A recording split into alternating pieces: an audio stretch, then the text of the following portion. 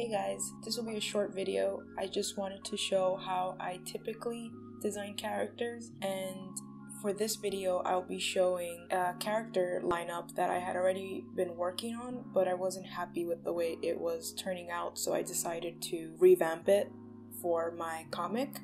So you can see that there's already 5 characters, maybe 6 if you count the line art of the last character, and I wanted to just show how I go through this on Clip Studio.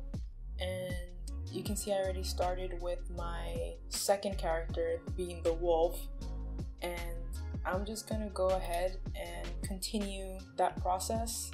A lot of these characters don't have that much change to them, maybe their outfit has changed, and yeah, I just wanted to make it look a little cleaner, and I started with changing the bullies at first.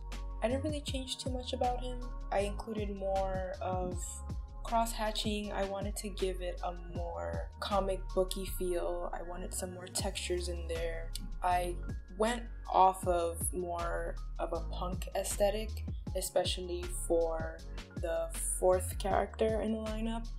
I haven't given them names yet. It's in the works, but you know, at first they were going to be middle school kids, but I felt like the theme is kind of dark, so maybe I shouldn't make them so young. So I figured if they will be high school students, why not give them tattoos and, you know, make them look a little more rough around the edges. And I changed a bit, or a lot of the outfit on the 5th character, which I might just name him Tortuga, which is Spanish for turtle, but I wanted to give him of a more Nacho Libre type costume. He's supposed to be a little dorky. I went ahead and also included some cross-hatching in his pants because I just felt like it kind of unified the characters a little bit more.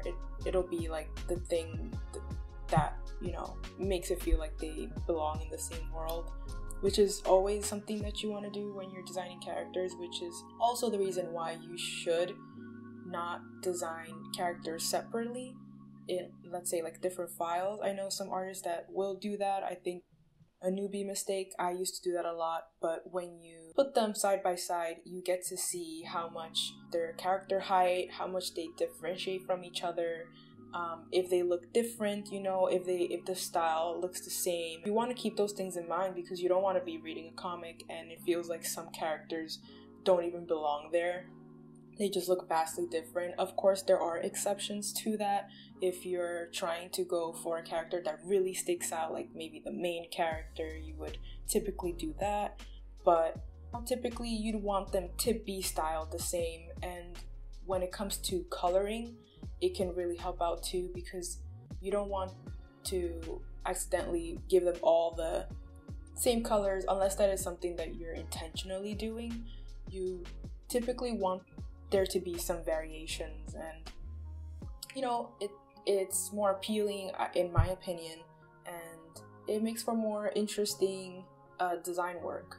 But the main character, there was not much to change, and I kind of kept his style the same. You'll see that the smaller the character is, the bigger their head kind of is as well. But I think the character that had the most change was the 2nd character, reading from left to right. He was supposed to look much more creepier at first, but I thought he looked just straight up disgusting. You'll kind of see how they looked in the beginning in the corner of the screen, but yeah, I really changed him up. I really liked the idea of a wolf or like a rabid dog. The subject matter of the comic kind of deals with depression. I'm thinking of naming the comic Black Dog because I know it's a term for depression. It's not just about that, there's other things, and there are some contents of the story that I felt like it was just too chaotic and I didn't want the comic to go that way, so I didn't include that. But yeah,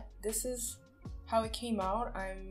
I feel much better about it. I hope this helped anyone who is going through some designing with their comic or their animatic or animation. This is definitely a different approach to how I typically would design characters, but it did help, and it also helps to always come back to a design. So sometimes you get caught up in really liking one design, and you may find that if you rough out more ideas, you might come out with something better. So I think thumbnailing and making various drafts of the comic can really help put your best design work out there. Don't just always go with the first drawing that you make. But yeah, that's all I really wanted to talk about. This was again a shorter video, but I hope you learned something from it, and I'll see you in the next one.